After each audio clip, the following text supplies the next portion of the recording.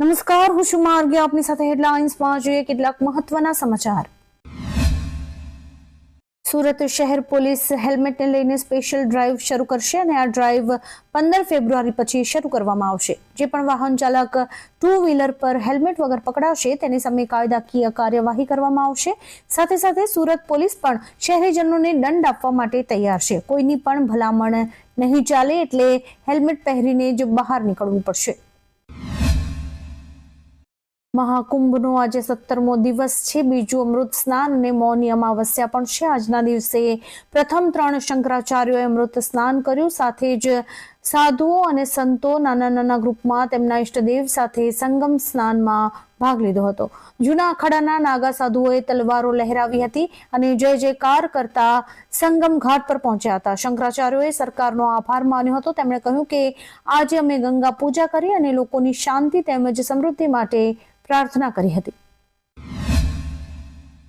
રાજ્યમાં ઘણા વિસ્તારોમાં સરકાર દ્વારા ગેરકાયદેસર દબાણો દૂર કરવાની કામગીરી પૂરજોશમાં કરવામાં આવી રહી છે. ત્યારે દેવભૂમિ દ્વારકા બાદ હવે કચ્છમાં પણ તંત્રનું બુલડોઝર ચાલ્યું છે અને ઘણા દબાણો દૂર કરાયા છે. આરોપી કાસમના ગેરકાયદેસર દબાણો પર બુલડોઝર ફેરવાયું છે. ઉલ્લેખનીય છે કે કાસમ વિરુદ્ધ આર્મ્સ પ્રોહિબિશન અને મારામારી જેવા ગુનાઓ પણ નોંધાયેલા છે. નેચર મેડિસિને એક સંશોધન પ્રકાશિત કર્યું છે જે સૂચવે છે કે વર્ષ 2020માં વૈશ્વિક સ્તરે ખાંડવાળા સોફ્ટ ડ્રિંક પીવાથી કેટલાક લોકો ડાયાબિટીસ અને હૃદય રોગનો ભોગ બન્યા છે.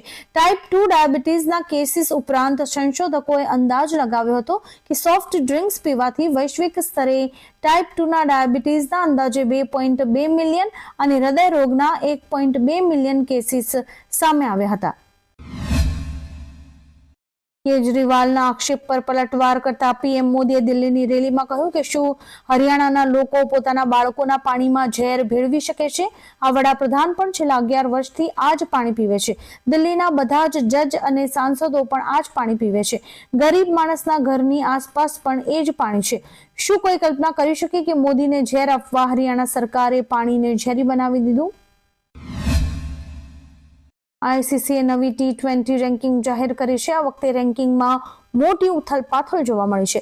ભારતીય બેટ્સમેન તિલક વરુણા એક જ ઝટકામાં બીજા સ્થાને પહોંચી ગયો છે. તેનું રેટિંગ વધીને 832 થયું છે. ઓસ્ટ્રેલિયાના ટ્રેવિસ હેડ રેન્કિંગમાં ટોચ પર છે, જ્યારે હાર્દિક પંડ્યા ઓલરાઉન્ડર રેન્કિંગમાં પ્રથમ સ્થાન પર છે. આદિલ રશીદ બોલિંગ રેન્કિંગમાં નંબર 1 પર પહોંચી ગયો છે. વર્ષ 2019થી ગુજરાતમાં વહાલી દીકરી યોજના અમલી બનાવાઈ છે. આ યોજના અંતર્ગત અત્યાર સુધીમાં 2.78 લાખથી વધુ દીકરીઓની 3000 કરોડથી વધુની સહાય મંજૂર કરાઈ છે. દીકરીના માતા પિતાની વાર્ષિક આવક 2 લાખ રૂપિયા કે તેથી ઓછી હોય તેવા નાગરિકો આ યોજનાનો લાભ મેળવી શકે છે. ગુજરાત રાજ્યની પાત્રતા ધરાવતી દીકરીઓને ₹1,10,000 3 હપ્તામાં ચૂકવાય છે. ધારાસભ્ય જયેશ રાદડિયાએ લેઉવા પટેલના 2-3% આગેવાનો ટપોરી હોવાનું એક નિવેદન કર્યું હતું. આ નિવેદનો સામે લેઉવા પટેલ સમાજમાં વિરોધ ઉઠ્યો છે અને રાદડિયા સામે સોશિયલ મીડિયાના માધ્યમથી સણસણતા જવાબ આપવામાં આવી રહ્યા છે. ચંદુભાઈ સોજિત્રાએ કહ્યું હતું કે જયેશ રાદડિયાએ સમૂહ લગ્ન કરાવ્યા તે સારું આયોજન હતું, પરંતુ સમાજને બદનામ કરવાની જે વાત કરી છે તે માત્ર રાજકારણ કરવા માટે જ આવા નિવેદનો કરી રહ્યા છે. મહારાષ્ટ્ર સરકારે મુંબઈમાં ડીઝલ પેટ્રોલ વાહનો પર પ્રતિબંધ મૂકવાની તૈયારી શરૂ કરી છે. વધતા પ્રદૂષણને ધ્યાનમાં રાખીને 7 સભ્યોની કમિટી બનાવાઈ છે, જે 3 મહિનામાં રિપોર્ટ આપશે. નિવૃત્ત આઈએએસ અધિકારી સુધીર શ્રીવાસ્તવ આ કમિટીનું નેતૃત્વ કરશે. કમિટી અભ્યાસ માટે એક્સપર્ટને સામેલ કરી શકશે. આ પ્રસ્તાવમાં મુંબઈ સાથે થાણે, રાયગઢ અને પાલઘર જિલ્લાઓનો પણ સમાવેશ થાય છે. અમદાવાદમાં એમડી ડ્રગ્સનો ધંધો કરતી નાની માછલીઓની બાતમી પોલીસ ડિપાર્ટમેન્ટને આપી જેલ હવાલે કરાવનાર બાતમીદાર વસીમ દાઢી એમડી ડ્રગ્સનો સૌથી મોટો સોદાગર હોવાનો ઘટસ્ફોટ ગુજરાત એટીએસની ટીમે કર્યો છે. વસીમ દાઢીની ધરપકડ બાદ અમદાવાદમાં એમડી ડ્રગ્સના ધંધાને એક હદ સુધી રોકવામાં ગુજરાત એટીએસની ટીમને સફળતા મળી છે. કુંભમાં થયેલી ભાગદોડ પર નિવેદન આપતા કુંભ મેળાના એસએસપી રાજેશ દ્વિવેદીએ કહ્યું કે કોઈ જ ભાગદોડ નથી થઈ. ભારે ભીડને કારણે કેટલાક શ્રદ્ધાળુઓ ઘાયલ થયા છે. તેમણે કોઈ પણ અફવા ઉપર ધ્યાન ન આપવાની અપીલ કરી છે. આ ઉપરાંત તેમણે ભક્તોને અપીલ કરતા કહ્યું કે તેઓ તેમના માટે ખુલ્લા ઘાટ પર આરામથી સ્નાન કરી શકે છે. ઘણા ઘાટ બનાવાયા છે અને લોકો ત્યાં સરળતાથી સ્નાન કરી પણ રહ્યા છે. मैंने प्यार किया, हम साथ साथ हैं, हम आपके हैं कौन જેવી ફિલ્મો બનાવનાર સૂરજ બડજાત્યા ફરી એકવાર સલમાન ખાન સાથે કામ કરશે. એક ઇન્ટરવ્યુમાં તેમણે કહ્યું કે તેઓ ફરી એકવાર સલમાનને પ્રેમના રૂપમાં દર્શકોની સામે લાવશે, પરંતુ આ વખતે તેના પાત્રમાં ઘણી નવી વસ્તુઓ જોવા મળી શકે છે. તેઓ સલમાન સાથે એક નવા પ્રોજેક્ટ પર કામ કરી રહ્યા છે, જોકે પ્રોજેક્ટમાં થોડો સમય લાગશે. અત્યારે પણ ગુજરાતમાં તો ઠંડી છે જ, સાથે એમપી, રાજસ્થાન અને છત્તીસગઢમાં પણ ઠંડીની અસર ઓછી થઈ છે. બિહારમાં ધુમ્મસ માટે યલો એલર્ટ જારી છે. આજે જમ્મુ એન્ડ કાશ્મીર, લદ્દાખ અને હિમાચલ પ્રદેશમાં વરસાદ અથવા હિમવર્ષા થઈ શકે છે. કાશ્મીર આ વખતે અસામાન્ય હવામાનમાંથી પસાર થઈ રહ્યું છે. જમ્મુ અને કાશ્મીરમાં 21 ડિસેમ્બરે શરૂ થયેલા ચિલ્લઈ કલાનને સમાપ્ત થવામાં હજુ એક દિવસ બાકી છે. 40 દિવસનો તીવ્ર ઠંડીનો સમયગાળો 30મી જાન્યુઆરીએ પૂરો થશે.